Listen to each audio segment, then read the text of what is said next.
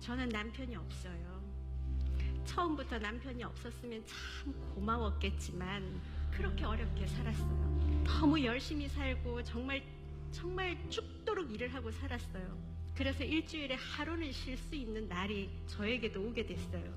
우리 아버지는 일주일에 하루는 남을 위해서 사는 게 사람같이 사는 거다라고 가르치셨어요. 그래서 제 딸을 데리고 가까이 있는 보육시설에 자원봉사를 하러 갔는데 거기에서 한 남자아이를 만나요. 그 아이는 두 다리도 없어요. 오른손도 없어요. 다른 애들 기차놀이 할 때 그 아이는 혼자 피아노 밑에 들어와서 손가락 빨고 있던 아이였어요. 그러나 우리에게는 그 아이 없는 것보다 있는 게 너무 많게 느껴졌어요. 그 아이와 1년을 쭉 지켜봤었는데 2년이 8살 때 엄마, 나는 8년 동안 엄마한테 사랑을 받았잖아. 그러니까 엄마 8년 동안 이 아이 사랑해주면 안 돼? 이 아이는 우리가 아니면 데려갈 사람이 없는 것 같아. 엄마, 내가 도와줄게. 내 동생 했으면 좋겠어. 그렇게 해서 입양이라는 방법을 통해 제 아들이 되었습니다. 우리 딸에게 동생이 됐습니다. 그렇게 사랑한 동생이 얍니다. 아이를 먹여야 했어요. 입혀야 했어요. 가르쳐야 했어요. 제 아들은 두 다리가 없기 때문에 의족이라는 높은 신발을 신겨서 친구들하고 놀게 해야 했어요. 세상에 세워야 했어요. 1년에 한 달 이상은 수술을 해야 돼서 병원에 있고 일주일에 2-3번은 병원을 다녀야 되니까 정규직은 생각할 수도 없어서 막노동을 하고 그렇게 살았던 거예요. 현장에서 청소 일을 하다 보니까 시간을 못 맞춰서 아이가 학교 갈 때 늦게 왔어요. 집에 오니까 애가 없는 거예요. 이 누나가 동생을 포대기로 업고 학교를 간 거예요. 그것도 화장실에서 울고 있는 거예요. 은하야, 너 왜 여기 있어? 엄마 금방 온다고 했잖아. 동생 놓고 학교 가면 되잖아. 아니야 엄마, 혹시 나 없을 때 얘가 위험한 거 만지면 어떡해. 그래서 내가 업고 왔어. 근데 왜 화장실에 있어? 엄마, 사실은 친구들이 놀렸어. 뭐라고? 은하 동생 병신이라고, 같이 놀지 말라고, 재수 없다고. 그 아이를 받아서 오면서 괜찮아, 장애인인 거 죄 아니야. 장애인으로 태어난 거 죄 아니야. 그러니까 들어가서 공부해. 지 동생 친구들이 안 놀아줍니다. 어떤 엄마가 얘랑 놀지 마, 문을 쾅 닫았는데 그 문에 아이 손이 낀 거예요. 얼마나 아팠겠어요. 울고 절규하는 그 동생을 집에다 갖다 놓고 그 여자 집으로 쫓아가서 마루에 퍼질러져 앉아가지고 울은 거예요. 우리 엄마가 그랬는데요. 가난한 거 죄 아니래요. 못생긴 것도 죄 아니래요. 장애인으로 태어난 것도 죄 아니라고 그랬어요. 열심히 안 사는 게 죄예요. 우리 동생한테 왜 그러세요? 우리 동생 전염병 아니거든요. 그 딸은 결혼을 했고요. 사랑하는 우리 사위 윤효식 군과 아직까지 이렇게 이쁜 저를 조만간에 할머니로 만들어줄 것 같습니다. 그 누나의 지극정성 사랑을 받은 제 아들입니다. 대한민국 국가대표 수영선수 김세진입니다. 이 아이는 5살 때 5km 마라톤을 완주했고요. 걷는 것도 불가능했던 그런 아이가 일어서서 9살 때 10km 마라톤을 완주했고요. 만 15살에 성균관대학교 역대 최연소 전 학년 장학생으로 입학을 했어요. 장애인이라서 주는 장학금이 아니에요. 성적이 좋아서 받는 장학금입니다. 네. 엄마, 비록 나는 사는 게 힘들었지만 내 동생들이 살 세상은 힘들지 않는 세상으로 바꾸고 싶어요 라고 이야기하면서 지금 이 순간에도 물속에서 훈련을 하고 있습니다. 아시안게임을 앞두고 열심히 훈련하고 있는 제 아들입니다. 이미 세바시 365회에 출연해서 본인의 이야기를 담담하게 했던 아이입니다. 제가 오늘 여기 나간다고 하니까 저한테 엄마 내가 선배인 거 알지? 왜 네 부동 파가면서 그렇게 어려운 길을 선택했냐라고 사람들이 많이 물어봤지만 저는 할 줄 아는 게, 내가 할 수 있는 게 아이들에게 기회를 주는 일밖에 없었어요. 하고 싶니? 그래 해. 그래 최고로 해. 우리 아이들은 그 기회를 기적으로 만들어냈고 그 기적으로 많은 사람들에게 기쁨을 주고 있습니다. 늘 일하는 엄마여서, 늘 함께 해주지 못하는 엄마여서 미안했지만 우리 아버지의 말씀처럼 우리 아이들은 이 나라를 대표하는 아이들이 되었고요. 지금 일을 하고 있으면서 아이들을 키우면서 2배의 노력, 4배의 노력으로 살고 있는 이 땅의 모든 일하는 것이 행복한 엄마들은 대한민국을 대표하는 국모가 아닐까 생각합니다. 여러분은 방금 전에 태어날 때부터 2다리와 1팔이 없는 그런 아이였지만은 다행히 좋은 양어머니와 그리고 누나를 만나서 이 아들이 먼저 세바시라는 프로그램에 나와서 이야기한 걸 들어보면은요, 엄마가 아이를 갖는 3가지 방법이 있는데 하나는 자연분만, 하나는 제왕절개, 그리고 3번째 방법은 가슴으로 낳는 방법이 있는데 자신은 3번째 방법에 의해서 어머니의 아들이 되었다고 그렇게 말하는 것을 보았습니다. 지금은 보신 대로 국가대표 수영선수로 장래가 촉망되는 이런 젊은이로 성장할 수 있도록 만든 그 양어머니의 감동적인 간증을 여러분 들으셨습니다. 만일에 이 아이가 이 어머니를 만나지 못했더라면 지금쯤 어떤 삶을 살고 있을까? 우리 주변에는 이런 훌륭한 분들이 많습니다. 그런가 하면 방금 전에 제가 2장의 사진을 미리 올려놓은 것 보셨습니까? 얼마 전 서울 강서구에서는 무슨 잘못을 범했는지 어머니들이 무릎을 꿇고 뭔가 용서를 비는 그런 사진이 보는 이들로 사연을 알고 나서 가슴을 아리게 만들었습니다. 사연인즉 강서구에 있는 어느 초등학교 강당에서 특수학교 설립을 위한 주민 토론회에 참석했던 장애 학생 어머니들이 장애 학생들을 위한 특수학교를 짓게 해달라고 무릎을 꿇고 호소하는 장면의 사진이었습니다. 특수학교 설립을 반대하는 이 지역 주민들의 주장은 아주 간단한 것이었습니다. 장애 아이들을 위한 학교, 그들은 이것을 혐오시설이라고 했습니다. 이것이 우리 동네에 들어오면 집값이 떨어진다 라는 게 반대하는 이유였습니다.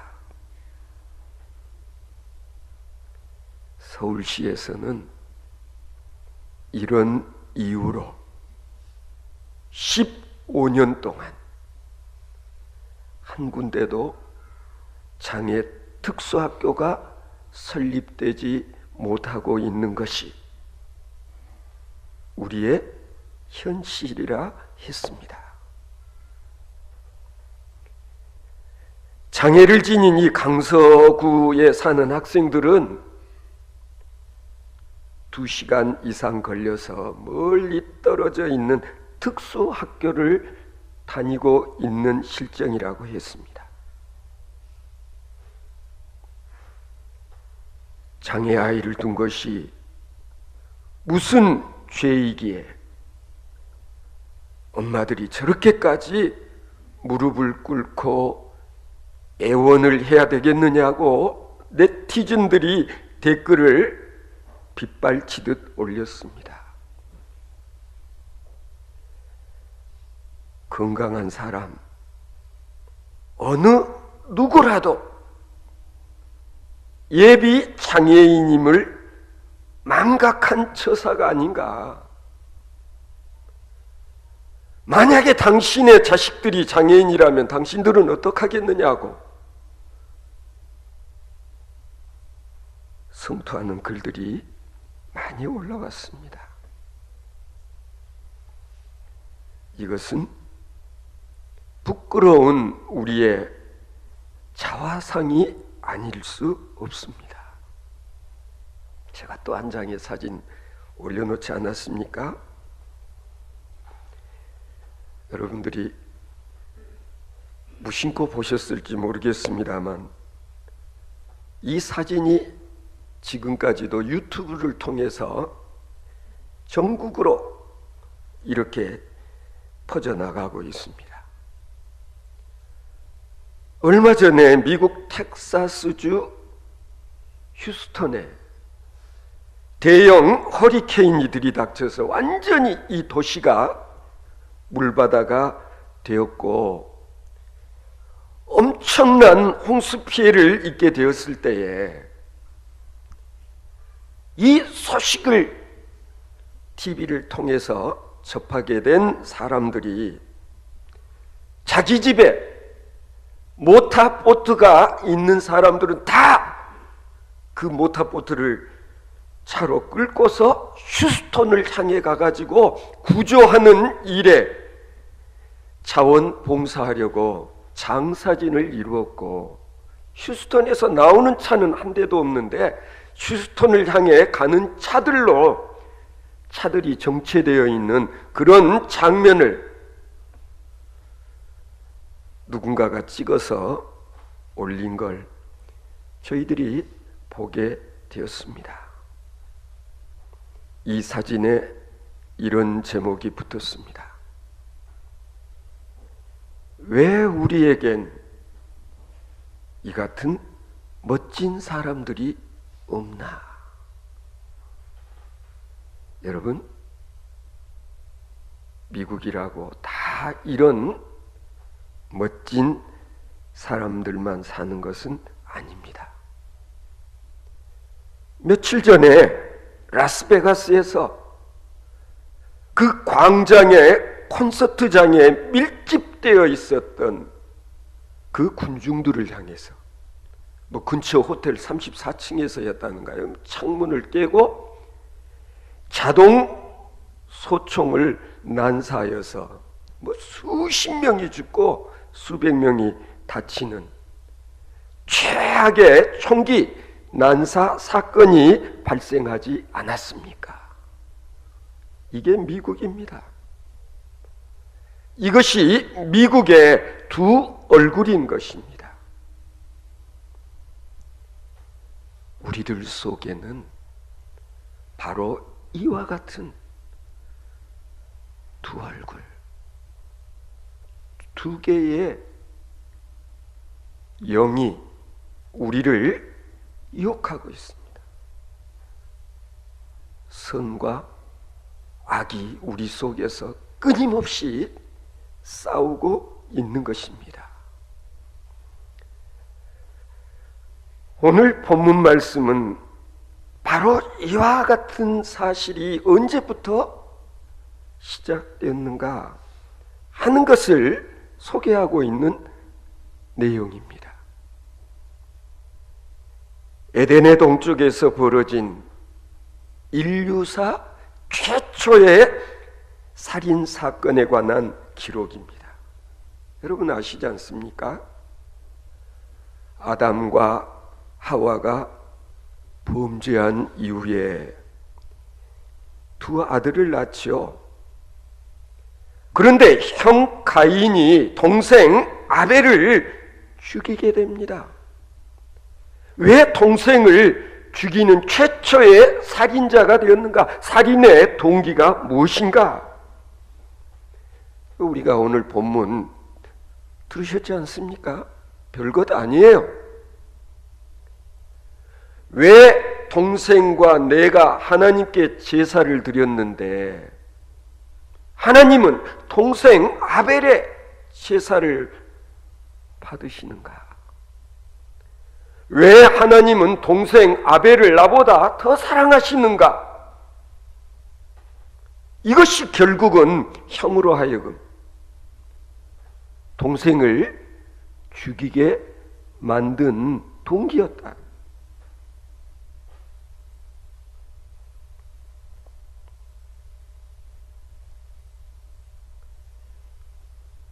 동생을 더불어 살아가야 할 가족, 아니 형제로 의식하기 전에 동생과 자기를 절대 비교하기 시작한 이것이 결국은 동생을 죽이게 만든 원인이 되었다. 우리는 공존해야 될 너와 내가 아니라 동생을 나의 라이벌로 생각하면서부터 마음속에 사리를 품게 되었다. 동생을 죽이고 난 다음에 하나님께서 가인에게 물으셨습니다. 내 아우 아벨이 어디 있느냐? 그때 가인은 능청스럽게 오리발을 내밉니다. 제가 어떻게 알겠습니까? 제가 동생을 지키는 자입니까? 영어로는 keeper라는 단어를 썼어요. 내가 형이라고 내 동생을 지키는 자의 노릇을 해야 되겠습니까? 여러분 한번 상상해 보십시오. 형이 동생을 곡괭이를 가지고 쳐 죽이려고 했을 때 아마 형을 바라다 보면서 형 왜 그래? 살려줘! 예언을 했을 때 만일에 동생의 눈을 한 번이라도 들여볼 수 있었더라면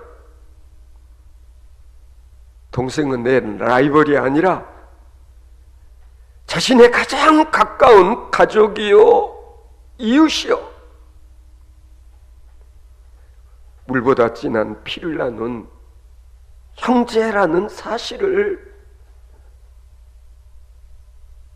알 수 있었지 않았었을까? 오늘날 우리가 잃어버리기 쉬운 형제의 우리는 함께 더불어 살아가지 않으면 안 되는 가족과 같은 그런 공동체로서의 어떤 이웃에 대한 인식이 갈수록 희박해져 가기 때문에 이와 같은 불행한 사건이 지금도 우리 삶 도처에서 일어나고 있지 않습니까? 여러분 늘 보시지 않습니까? 별것도 아니에요. 조그만 이속이 개입되기만 하면 아니 사소한 이해관계 때문에 혈족끼리도 금세 피를 흘리며 싸우는 가인의 후예들을 우리는 종종 볼 수가 있습니다. 아니 때로는 그래도 점잔을 빼고 도와주는 척도 하지만 일단 뭔가 자기와 생각이 다르고 수가 틀리다고 생각되어지면 금세 적으로 돌변하는, 아니 그냥 해치려고 죽이려고 벼르는 사람들 멀리 있습니까? 그렇지 않습니다. 바로 우리들의 살아가는 모습입니다. 우리가 얼마나 오랫동안 소위 지역 이기주의, 지역 감정 때문에 고통을 당해왔습니까? 우리가 얼마나 오랫동안 호남인으로서의 어떤 한을 품고 살았습니까? 별것 아니에요. 기득권을 자기들만 누리겠다고, 지키겠다고. 그래서 지역 이기주의라는 게 생겨나지 않았습니까? 노사 분규의 현장에서 보이는 모습도 마찬가지고, 국회에서 여가 다투는 모습도 마찬가지고, 오늘날 한 피 받은 형제 자매인 남과 북에 살아가는 모습이 바로 그렇지 않습니까? 그런 우리들에게 예수님께서는 선한 사마리아인의 비유로 권면하십니다. 삭막하다 못해서 살벌해져가는 삶의 터전에서 공경에 처한 이웃을 보게 되면,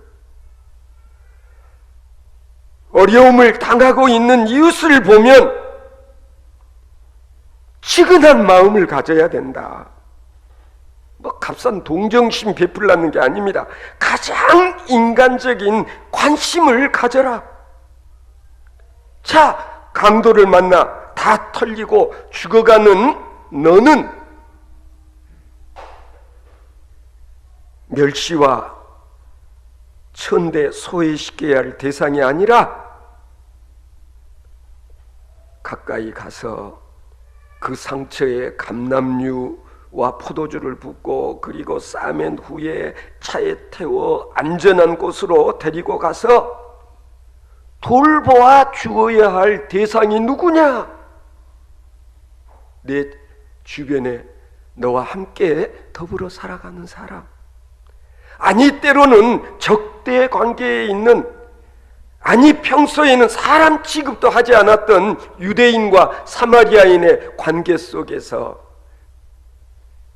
유대인 동족들은 다 보고도 외면했지만은 강도 만나 죽어가고 있는 유대인을 보고, 네가 평소에 사람 취급도 하지 않았던 사마리아인이 결국은 이 유대인을 이렇듯 보살피지 않았느냐. 선한 사마리아인의 비유, 누가 내 이웃입니까? 강도 만나 공경에 처해 있는 자에게 진정한 이웃은 누구냐? 예수님께서 오히려 물으셨지 않습니까? 여러분, 우리는 누구라도 우리 마음속에 다 이기심이 있습니다. 자기중심적인 그런 사고방식, 혹시라도 내 치즈가 작아질까 하는 그런 마음. 그래서 내 주변에서 어려움을 당하고 있는, 공경에 처해 있는 이웃의 눈망울을 한번 들여다볼 수 있는 여유도 잃어버리고 살아가고 있는 것이 누구냐? 바로 우리들이지 않냐 이 말이야. 이런 삶을 살아가면서 명색이 신앙인이라는 우리에게 좀 더 책임이 무겁다고 생각하지 않습니까? 여러분, 우리는 다 가인의 후예들입니다. 우리는 죄인일 수밖에 없습니다. 우리 모두에게는 다 가인의 DNA, 가인의 그 피 속에 흐르는 그 유전인자가 오늘 내 피 속에도 있음을 부인할 수가 없습니다. 하나님께서는 그런 우리가 거듭나 새 사람 되기를 바라십니다. 하나님께서는 바로 가인의 피가 흐르고 있는 우리들에게 하나밖에 없는 독생 성자, 흠 없는 어린 양과 같은 예수 그리스도를 이 세상에 보내시고 예수 그리스도로 말미암아 우리가 중생할 수 있게 되기를 하늘 아버지께서는 바라시는 것입니다. 내 속에서 끊임없이 선과 악이 싸우면서 아니 악한 것이 나를 휘두르려고 할 때마다 내가 이 악을 이길 수 있는 유일한 방법이 뭐냐? 예수의 피밖에 없습니다. 예수의 그 흘리신 보혈을 우리가 수혈받지 않으면 안 된다. 성찬식은 그냥 형식적으로 하는 게 아니다. 주님의 피를 받아 마시는 그 순간 내 속에 흐르는 이 죄악된 이 가인의 더러운 피가 그리스도의 피로 바뀌게 되어질 때 비로소 우리는 새 사람으로 거듭나는 것입니다.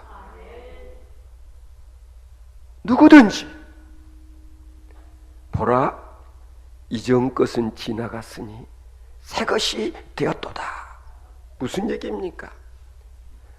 우리가 예수 그리스도의 피, 그 보혈을 내가 받아들이고 아니 먹고 마실 때 주님의 그 찢기신 살이 내 살이 되어지고 주님이 흘리신 그 보혈이 내 피가 되어질 때 내 속에 그리스도의 DNA가 이제부터는 나를 지배하게 된다는 사실을 성경은 우리로 하여금 성찬식을 거행할 때마다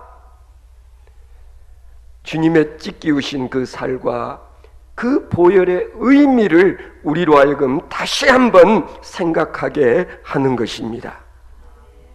성도 여러분, 오늘 하나님께서는 분명히 말씀하셨습니다. 만일에 너가 거듭나지 아니하면은 아무리 너가 땀 흘리고 수고하고 땅 파고 해봤댔자 되는 일이 없을 것이다. 땅은 더 이상 소산을 내지 않을 것이라고 하나님께서 말씀하셨습니다. 성도 여러분, 지금도 마찬가지입니다. 우리가 예수 그리스도로 말미암아 새롭게 거듭나지 아니하면 희망이 없습니다. 너와 나의 관계는 더 이상 반목과 질시 그리고 타도해야 될 대상이 아닙니다. 서로가 서로를 의지하며 밀어주고 끌어주는, 그래서 우리 가운데 어느 누구가 공경에 처한다 할지라도 선을 베풀어 줄 수 있는 참다운 이웃의 관계로 우리가 거듭나게 되어질 때 비로소 하나님이 예비해 놓으신 축복의 열매를 거두게 되며 영원한 삶을 살게 되어질 줄로 믿습니다. 성도 여러분, 우리가 예수 그리스도의 피를 수혈받지 않으면 안 되는 이유가 여기 있습니다. 우리가 진실로 주 안에서 한 형제 자매로 거듭나게 되어질 때 나는 비로소 예수처럼 생각하고 예수님처럼 말하고 그리고 예수님처럼 행동할 수 있게 되어질 것입니다. 그럴 때 우리는 서로 의지하고 돕고 살아가지 않으면 안 되는 혈육과 같은 이웃심을 재발견하게 되어질 줄로 믿습니다.